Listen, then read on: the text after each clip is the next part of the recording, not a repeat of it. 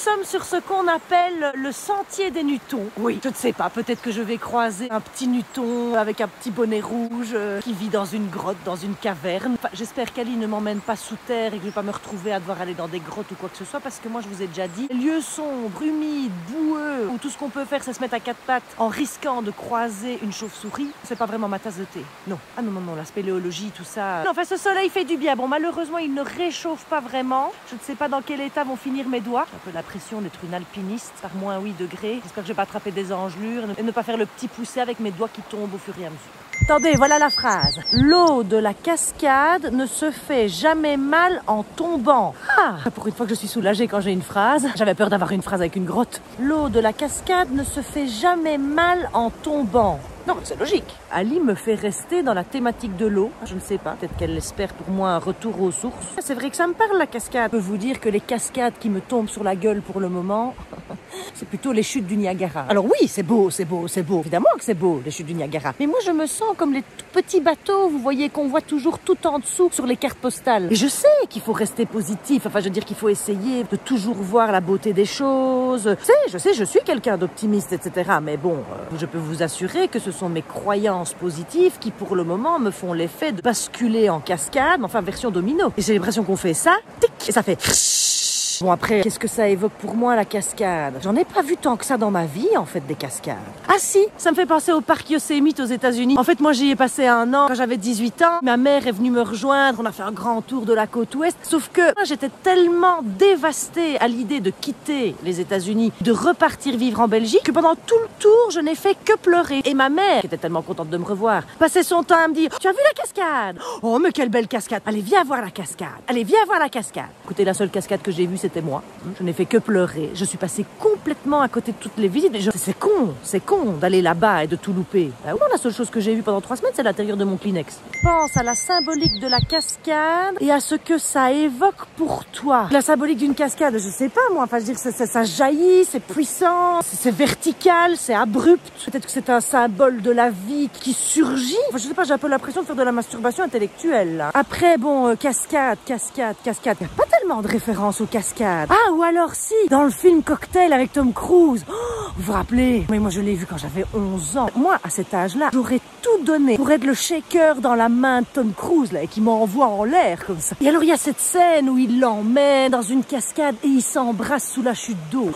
Je pense, sans vous mentir, qu'à l'époque, vous savez, c'était encore la période des magnétoscopes, j'avais ma petite télécommande et je faisais rewind, mais genre 106 fois, pour revoir la scène où il s'approche d'elle et il l'embrasse sous l'eau. Je sais pas si vous vous rappelez de cette chanson qui accompagnait ce moment, ça faisait Oh, I wanna take you down to Kokomo, get there fast and then we'll take it slow, that's where we wanna go, way down in Kokomo, doo-doo. Oui, j'ai l'air conne un peu, bon, c'est pas grave. De toute façon, il n'y a personne. Mis à part les écureuils que je vais effrayer. De toute façon, ils sont en train de manger leurs noisettes. Donc, qu'est-ce qu'on t'a appris petite sur le fait de tomber?